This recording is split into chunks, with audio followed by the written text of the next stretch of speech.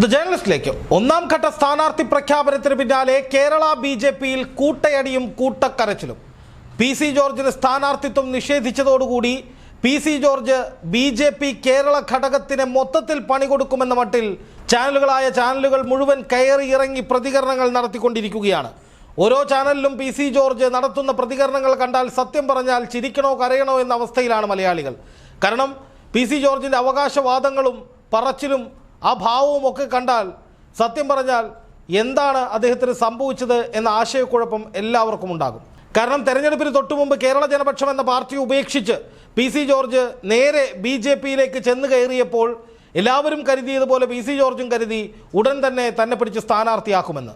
സ്ഥാനാർത്ഥി പ്രഖ്യാപനത്തിന് ഏതാണ്ട് 4-5 ദിവസം മുമ്പ് പത്തനംതിട്ടയിൽ മാധ്യമപ്രവർത്തകരെ കണ്ടപ്പോൾ പി.സി. ജോർജ് പറഞ്ഞത് ശബരിമല അയ്യപ്പൻ്റെ അനുഗ്രഹം തനിക്കുണ്ട് എന്നും അതുകൊണ്ട് തന്നെ താൻ തന്നെയായിരിക്കും സ്ഥാനാർത്ഥി എന്ന് ഡൽഹിയിലെ വിശ്വസനീയ കേന്ദ്രങ്ങളിൽ നിന്ന് തനിക്ക് ഉറപ്പ് കിട്ടിയെന്നും അതുകൊണ്ട് തന്നെ പത്തനംതിട്ടയിൽ ബി.ജെ.പിക്ക് വിജയം തന്നിലൂടെ ഉണ്ടാകും എന്നുമൊക്കെയായിരുന്നു പി.സി. ജോർജ് മാധ്യമങ്ങളോട് പറഞ്ഞത്.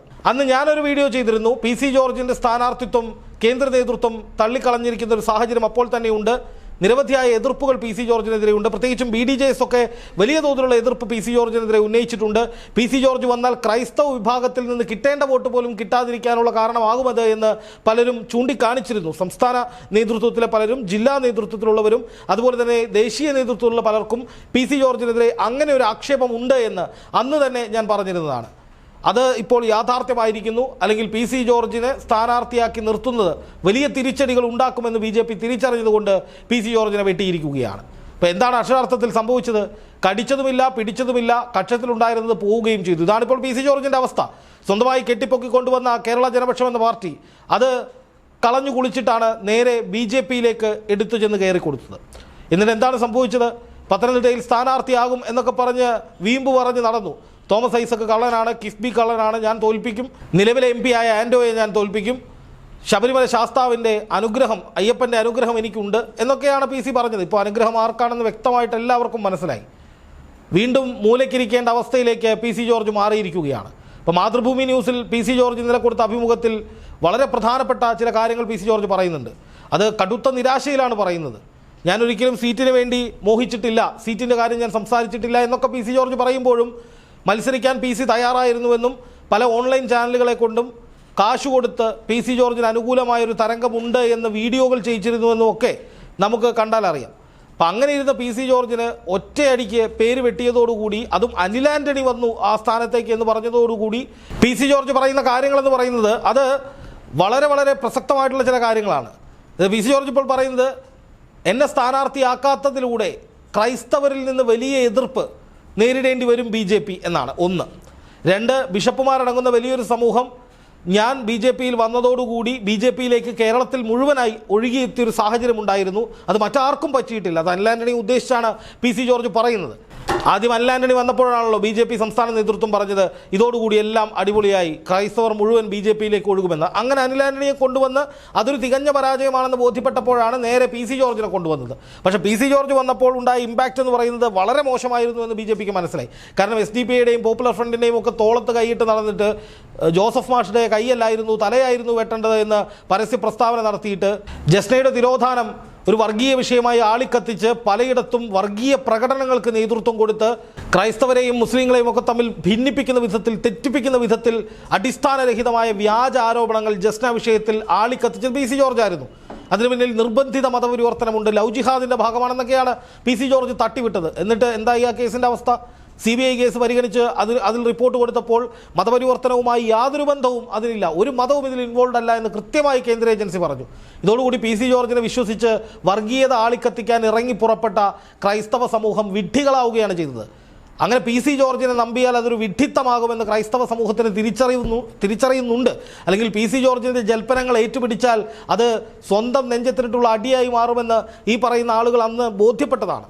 അതുപോലെ തന്നെ അനന്തപുരി ഹിന്ദു മഹാസമ്മേളനം എന്ന പരിപാടിയിൽ പോയിട്ട് പറഞ്ഞ വർഗീയത, ഇന്ത്യയുടെ അഭിമാനമായ അല്ലെങ്കിൽ കേന്ദ്ര സർക്കാർ പോലും വലിയ പരിഗണന കൊടുക്കുന്ന MA യൂസഫ് അലിയൊക്കെ വർഗീയവാദിയാണെന്നും ലുലുമാൾ നടത്തുന്നത് മറ്റു മതസ്ഥരുടെ കാശ് ഊറ്റാനാണെന്നും നമുക്ക് വിഡ്ഢിത്തരം വിളിച്ചു പറഞ്ഞ പി.സി. ജോർജിനെ മതനിരപേക്ഷ സമൂഹം തള്ളിക്കളയുമെന്ന കൃത്യമായ ബോധ്യം അത് ബി.ജെ.പിക്കും ഉണ്ടാകുന്നുണ്ട്.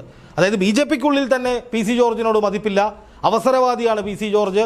എന്തും വിളിച്ചു പറയാൻ ഒരു നാണവുമില്ലാത്തയാളാണ്.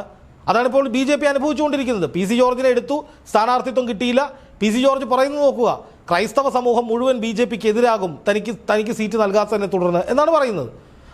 അതിൻ്റെയൊക്കെ അർത്ഥമെന്ന് പറയുന്നത് പണി ഞാൻ തരും, അല്ലെങ്കിൽ അണ്ടർഗ്രൗണ്ടിൽ അനിൽ ആന്റണിയെ ദയനീയമായി തോൽപ്പിക്കാനുള്ള, അല്ലെങ്കിൽ ബി ജെ പിക്ക് കേരളത്തിൽ പ്രത്യേകിച്ച് ഈ പറയുന്ന കോട്ടയം, പത്തനംതിട്ട ജില്ലകളിലൊക്കെ ജയസാധ്യതയല്ല, മറിച്ച് എന്തെങ്കിലും തരത്തിലുള്ള സാധ്യതകൾ ഉള്ളത് പോലും ഇല്ലാതാക്കാനായി പി സി ജോർജ് കളിക്കും എന്നാണ് അദ്ദേഹത്തിൻ്റെ വാക്കുകളിൽ നിന്ന് മനസ്സിലാകുന്നത്.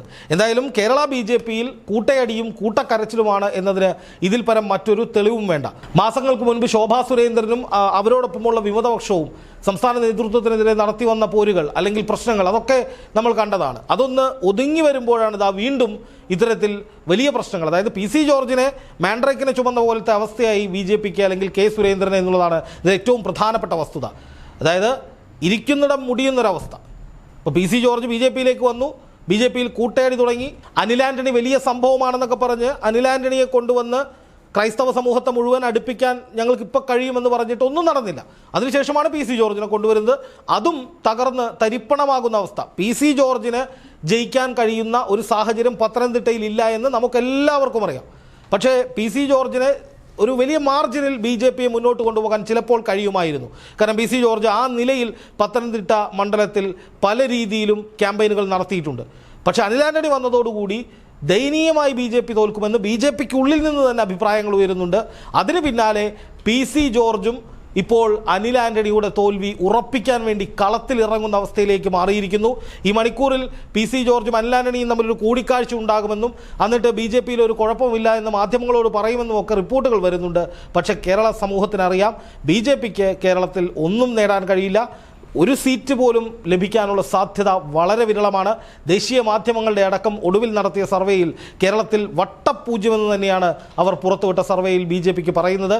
അതുകൊണ്ട് തന്നെ ഇപ്പോഴുണ്ടായ ഈ ആഭ്യന്തര പ്രശ്നങ്ങളടക്കം ഉള്ള വിഷയങ്ങൾ തെരഞ്ഞെടുപ്പാകുമ്പോഴേക്കും ആളിക്കത്തിയാൽ ബി ജെ പി വീണ്ടും പൂജ്യപിയായി മാറും എന്ന് മാത്രമല്ല, ക്രൈസ്തവ സമൂഹങ്ങൾക്കിടയിൽ നിന്ന് ബി ജെ പിക്ക് ലഭിക്കുമെന്ന് ബി ജെ പി പ്രതീക്ഷിച്ച ആ ഒരു പിന്തുണ അത് ലഭിക്കാനുള്ള സാധ്യത വളരെ വളരെ വിരളമാണ് എന്നും പി സി ജോർജിൻ്റെ വാക്കുകളിലൂടെ തന്നെ വ്യക്തമാവുകയാണ്. പി സി ജോർജ് പറയുന്നത് എന്താണ്? ഞാൻ വന്നാൽ മാത്രമേ ക്രൈസ്തവർ വരൂ.